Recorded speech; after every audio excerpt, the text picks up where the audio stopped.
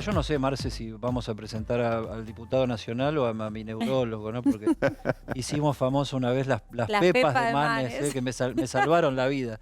En la pelea contra los osos de la ansiedad. La Facundo Manes ansiedad. me describió la ansiedad como nadie, la entendí el trastorno de ansiedad, porque siempre creemos que hay un oso atacándonos y estamos preparados para defendernos del oso, pero lo que nos ataca no es siempre un oso. La mayoría de las veces somos nosotros mismos que tenemos la fantasía. Déjame contarle a la gente, a la audiencia, porque es un tema importante, porque es la principal causa de psicopatología hoy.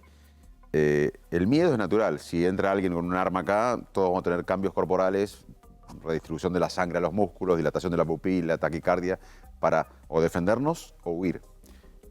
Pero la amenaza es real, está la persona con el arma. Ahora, si imaginamos que está entrando una persona con un arma, vamos a tener los mismos cambios. Pero no está la amenaza, es una ilusión, eso es ansiedad. Ansiedad es miedo anticipatorio, es la principal causa, cuando esto afecta la vida diaria, de Decía, consulta hoy. cuando se mueve la rama, no es necesariamente el oso, se movió la rama. Claro. ¿Entendés? No Bueno, es que pero viene el digo, oso a comer. yo lo Exactamente. aplico a la sociedad argentina y decís, bueno, llegás a un 5,5, 5,8% de inflación, ¿cómo se agita esa rama y cómo no pensar en la hiperinflación? Entonces, lo que pasa muchas veces con algunos estímulos de nuestra economía o de nuestra política, a mucha gente la hace volver a lugares de temor porque realmente la pasó muy mal. Te lo ato con tus dos especialidades, la cabeza del argentino. Hoy estamos con un éxtasis no sé, de cortisol, estamos intoxicados. Mira, estamos en una crisis claramente social, de rumbo, y yo creo que a diferencia del 2001,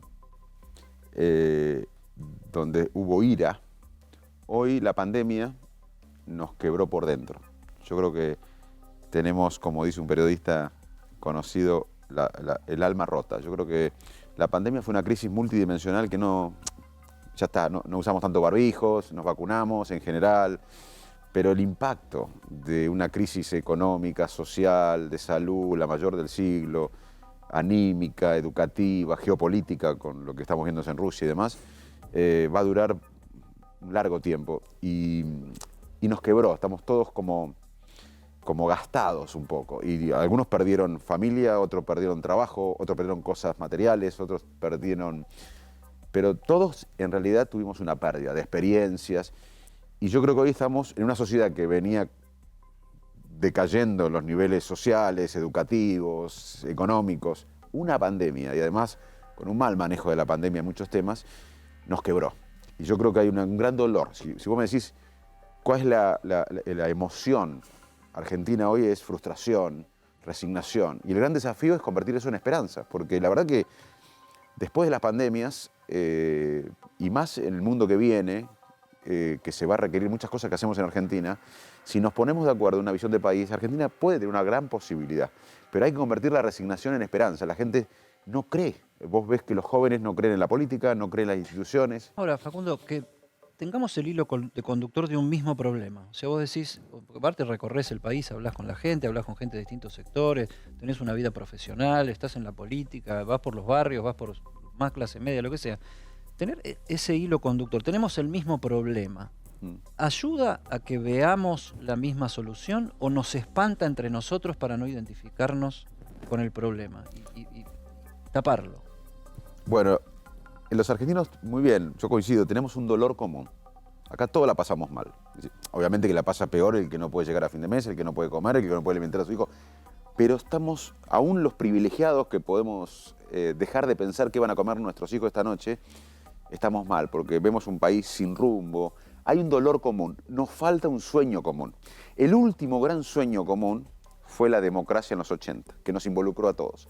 Hoy, yo creo que después de la pandemia va a haber una gran posibilidad de reconstruir un sueño colectivo hacia la modernidad, hacia el progreso. ¿Por qué? En los 80 la sociedad ya estaba cansada de los militares. Y Galtieri en el 81 dijo algo, no sé si recuerdan, las urnas también guardadas. En el 81. En el 82 fue las Malvinas, que salió mal, que fue una tragedia, fue un golpe a la autoestima nacional. Y en el 83 vino la democracia. Sin Malvinas, quizás, lamentablemente Galtieri hubiese tenido razón, que las urnas estaban guardadas. acá venía una decadencia social, económica, educativa, que como dije, traspasa un gobierno. Venimos decayendo en todas las variables desde hace décadas, sin un proyecto de país. Y la sociedad ya estaba cansada de esta dirigencia, de la corrupción sistémica, de la falta de prosperidad. La pandemia para mí es un efecto acelerador de eso, que nos va a dar la posibilidad de pensar un futuro colectivo, pero también nos da la posibilidad de salir peores. Si uno analiza, y con esto termino, pero es importante la historia, porque nada es nuevo. Hoy vemos la guerra en Rusia, después de las pandemias suceden estas cosas. Si uno ve la historia de la humanidad, de las pandemias podemos salir mejores. Por ejemplo, en la peste negra, 1347-1353, surge el Renacimiento, surge algo positivo. Después, la peste negra mató a 1/3 de la población de ese momento. Y después surge el Renacimiento, que como ustedes saben fue un movimiento buscando el poder interno, algo bueno. No solo en Florencia, sino en muchas partes de Europa. Ahora, en la peste bubónica hubo una matanza indiscriminada de catalanes, clérigos, mendigos, comunidades erradicadas, se salió mal. Esta pandemia nos cambió, a nosotros y como sociedad. Si construimos un sueño colectivo, que yo creo que es la modernidad, el progreso equivalente al de la democracia, Argentina tiene un potencial enorme. Si no logramos eso, con líderes que unan, no que dividan, Argentina puede llegar a 60-70% de pobres. Depende de nosotros. ¿Qué opinión tenés del surgimiento de figuras en la política como Javier Milei, que justamente en realidad están en contra de la política denominada casta política, como la entendemos hoy, de los que hoy conocemos como funcionarios y también de las anteriores gestiones, que cada vez tiene más adeptos, más seguidores, y que penetró bien fuerte, sobre todo en el sector de jóvenes? ¿Por qué pensás que se dio? Te lo pregunto hasta desde el punto de vista del cerebro.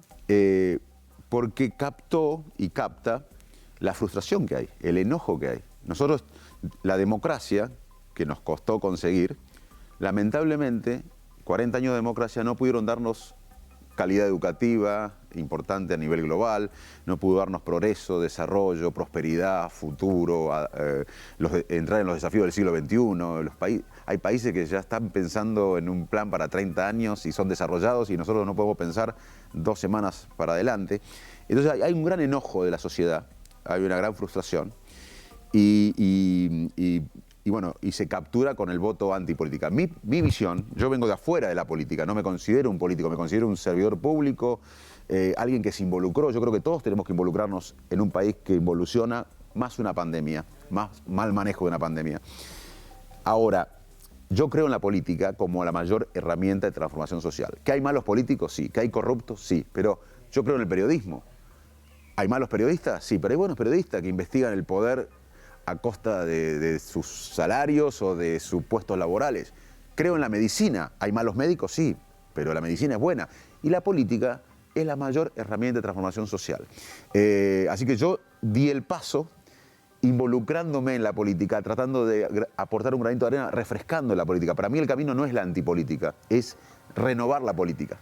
Ahora, los dos vienen de afuera de la política, sí, desde sus profesiones. El de la economía, vos de la ciencia, de la medicina. Vos decís, él representa el fastidio, la frustración, la bronca, cosa que vos no representás, porque vos bajás un cambio, o sea, vos representás, digamos, o querés representar la reflexión. ¿Hay espacio para la reflexión en la Argentina de la grieta, en la Argentina del todos contra todos? A esto iba yo cuando decía, tenemos el mismo problema común, pero ¿estamos dispuestos a enfrentarlo y resolverlo juntos o queremos negarlo y escaparnos? Te lo explico primero como científico y después como un análisis más político. Los seres humanos, nos guste o no, todos somos tribales, porque en la evolución, en miles de años, nosotros necesitamos sobrevivir. Y para sobrevivir, el grupo nos venía, la tribu nos viene bien, porque nos da más protección ante amenazas y más posibilidad de alimentarnos. Entonces somos todos tribales. Entonces nosotros en la vida vamos con un razonamiento motivado, que es nuestras creencias, nuestra identidad. Todo lo que contradice eso nos produce malestar. Entonces nosotros a veces desechamos la verdad porque nos produce malestar y nosotros preferimos estar en las tribus. Eso es en todo el mundo. Somos tribales en Argentina, hay grieta en la Argentina, hay grieta en Estados Unidos, hay una grieta enorme en Estados Unidos entre Trump, anti-Trump. Hay personas que piensan, analistas políticos, que puede estar en peligro la democracia americana en unos años. Hay grieta en España con los catalanes y los españoles. Hay grieta, hubo grieta hasta hace poco en Inglaterra con el Brexit. Ahora, ¿cuál es la diferencia? Porque la grieta va a haber siempre, porque somos tribales. Es que los países que han logrado desarrollar, generar prosperidad, se han puesto de acuerdo en una visión de país. Acá, al no tener una visión de país, ¿qué queremos ser? ¿De qué vamos a vivir? ¿Cómo vamos a producir riqueza para 45 millones o 50? La grieta es terrible. O sea, la grieta no vamos a superarla. Y otra cosa que no hay es medio. Si ustedes dos son primos y uno está de un lado de la grieta y otro está del otro lado de la grieta y se juntan un domingo en un asado familiar, no hay medio. La única manera de salir es por arriba, como fue la democracia. Es decir, bueno, ok, vos no cambiás, estás de un lado de la grieta, vos del otro no cambiás. ¿Qué nos puede unir? Y bueno, yo creo que... Hagamos un asado.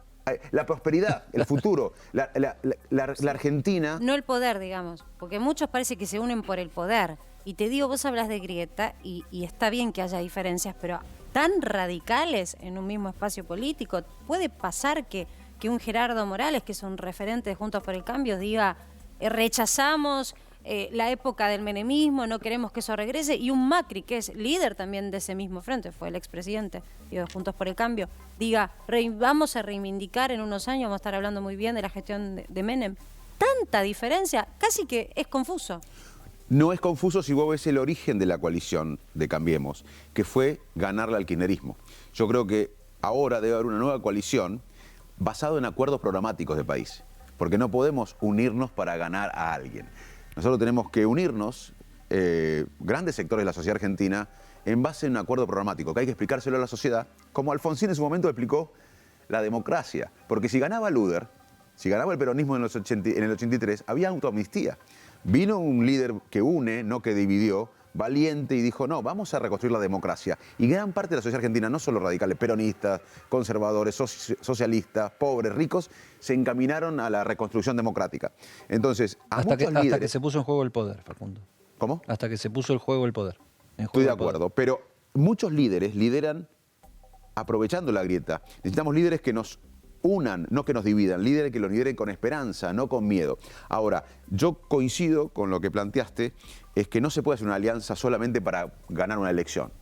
Hay que hacer una alianza, una coalición, una gran coalición basada en ideas. ¿Qué país queremos? ¿Qué Argentina queremos? Y yo estoy trabajando, y estamos mucho trabajando en esto, en un acuerdo programático, que hay que explicárselo a la sociedad, y si la sociedad apoya el ingreso de Argentina a la modernidad, no lo para nadie, porque hay un status quo que dice él que no quiere que nadie cambie. La única manera que el status quo que no quiere que nada cambie afloje es que la sociedad realmente quiere ir a la modernidad. Porque recordemos que Rico, un año y pico después de asumir Alfonsín, se levantó con los cara pintadas. Y los que salieron a defender la democracia fue la sociedad. Si la sociedad argentina logra decir basta y vamos para la modernidad, para el progreso, para generar riqueza, no hay ningún status quo que la pueda frenar. ¿Ese basta tiene que ser con turbulencia en la calle? No, ¿Cómo es tenemos ese basta? muy buen punto, porque estamos en un momento donde yo veo que el problema en el oficialismo es que ya hay divisiones internas en los sindicatos, en los sectores de movimientos sociales, y hay que tener mucho cuidado porque son momentos de líderes que traten de calmar las aguas, no de echar más leña al fuego. Me parece que cuanto peor, mejor no es bueno para los argentinos. Hay mucho dolor. No podemos, por una ambición o especulación o oportunismo personal, fomentar la crisis, porque esto puede traer aún más dolor a una sociedad que ya viene con muchos años de dolor. Te hago una pregunta y me la contestás después de un tape que vamos a poner. Vos me hablas de un acuerdo, nos hablás es el tiempo de un acuerdo, y hay tantos que trabajan para el desacuerdo que yo me imagino una coalición que no existe en lo que vos estás planteando. Es casi como lo que dice Larreta, digamos. Acá necesitamos una coalición del 70% que nos permita gobernar en determinado tiempo. Pero después decir, pero se están peleando entre ustedes, ese 70% no se consolida nunca. Hay llamados al diálogo. Uno de ellos lo hizo el presidente de la CAM del cuerpo que vos integrás ahora, que es la Cámara de Diputados, es Sergio Massa, que está planteando algunas cosas. Vemos el tape y nos metemos en esa conversación. Hay como una vocación de querer limar y desgastar la figura presidencial y al gobierno, básicamente porque están mirando el 23. Claro, ya están mirando el 23. Sí, yo creo igual que es un error, porque este no es un año electoral y la sociedad argentina espera que nos pongamos de acuerdo en algunos temas y resolvamos problemas. ¿Vamos a otro tipo de coalición o con las que está se puede generar algún tipo de encuentro? ¿Qué es lo que va a plantear Massa? Va a empezar a convocar a todos los presidentes de bloque para hagamos una agenda de futuro. Eso es lo que él propone. Sí, pero primero que el problema, que yo estoy de acuerdo con tener una visión de país, una estrategia a largo plazo, y es lo que venimos hablando hace tiempo. El problema es que desde el problema del gobierno actual es que nace con una anomalía de origen. Una vicepresidenta elige por las redes sociales al presidente que tiene menos poder que la persona que lo puso en el cargo. Entonces, ¿cómo se debe convocar, pero con un oficialismo unido? El mayor problema que hoy tiene el oficialismo para convocar es que no hay unidad interna. Y además, acá hubo muchos llamados a pactos que en realidad era el gobierno con sectores del sindicalismo, de los empresarios, pero nunca con la oposición. Por ejemplo, ¿te acordás la mesa del hambre? Claro. O el Consejo el arranque del gobierno. o el Consejo Económico Social. Deben estar involucrados todos los partidos políticos. Y además, vos mencionaste que algunos dirigentes piensan que hay que gobernar con un 70 y 80%, pero de la sociedad, no de los dirigentes. Yo creo que, como pasó con la democracia, los cambios sociales vienen de abajo para arriba. No puede ser un acuerdo de cúpula, porque el acuerdo de cúpula muchas veces no tiene representación. Yo creo que si la sociedad argentina, como está pasando, creo que la pandemia va a acelerar esto. Ahora, vos lo señalaste, tenés en el oficialismo el factor Cristina, digamos, como figura más mencionada como disociante. Y del lado tuyo tenés el factor Macri, que también cada vez que sale fractura y tiene que generar respuestas, y todo lo que se llaman los halcones, digamos, de la coalición. Bueno, o sea, ¿cómo generar algo que sume cuando esas cosas polarizan? Bueno, yo creo que es lo que hicimos el año pasado. Yo me involucré en la política justamente porque yo no estuve de acuerdo en muchos temas de Cambiemos. Y yo creo que desde los extremos no se puede convocar a esta nueva mayoría, nuevo pacto social. Hay que convocar desde el centro o desde arriba. Y yo creo que el radicalismo tiene un rol importante porque no gobernó del 2015 al 19. Se está renovando, hay figuras nuevas. Los partidos políticos no tienen el derecho divino a existir. Si se adaptan, si cambian a los tiempos, pueden revivir. Es lo que está pasando con el radicalismo ahora. Y yo le veo un rol central al radicalismo el año que viene para liderar la oposición, darle otra semblanza a la oposición, que no sea tan extrema, que sea más por arriba de la grieta, con un plan estratégico del país. Yo veo al radicalismo nuevamente, como en los 80, con un rol histórico. En su momento fue reconstruir la democracia. Hoy es encarar la modernidad, el progreso. ¿Y podrían separarse, digamos, escindir de Juntos por el Cambio, de Cambiemos, y volver a ser el radicalismo? Yo creo que el radicalismo debe ser, porque hoy no alcanza con el radicalismo. El radicalismo tiene que ser un punto de partida, convocar a personas como yo que vienen de la sociedad civil, convocar a peronistas, convocar a gente más del liberalismo, gente de socialismo, porque acá estamos casi en una etapa preideológica. Acá en la Argentina estamos yendo para atrás, somos uno de los pocos países en el mundo que sin guerra involuciona. Lamentablemente Ucrania ha tenido problemas, pero tiene una guerra. Siria involucionó en muchos aspectos, pero tuvo una guerra. Un país que involucione en todas las variables económicas, sociales, educativas, sin guerra, es difícil encontrar. Tenés a Venezuela, algunos más, pero es poco. Entonces, me parece que lo que tiene que pasar en Argentina es decir, vamos a definir qué queremos ser. De Gaulle en un momento dijo, ¿cuál es la idea de Francia? Y a veces tenemos que preguntarnos, ¿cuál es la idea de Argentina? ¿Por qué otras sociedades, países hermanos como Uruguay o Chile o Brasil, quizás ya tienen resuelto eso y Argentina no? Hay un libro que se llama ¿Por qué fracasan los países? Que en síntesis, es un libro enorme, resume lo que yo pienso para tu respuesta. Son las instituciones. Vos fíjate la diferencia entre República Dominicana y Haití. Una misma isla, la misma geografía, De un lado hay mejores instituciones, no perfectas, pero dominicanas. Del otro lado no hay instituciones. En la Argentina, la justicia... ¿Qué Argentina sueño yo? Como muchos. Una Argentina que entienda que no es un país en vías de desarrollo, que somos un país en vías de desarrollo, y tenemos que cambiar eso. Un país que entienda que no tenemos tantos recursos naturales per cápita como pensamos, somos 40 y pico per cápita. Y aunque fuéramos primero en recursos naturales, hoy el conocimiento, el valor agregado, el potencial de la gente vale más.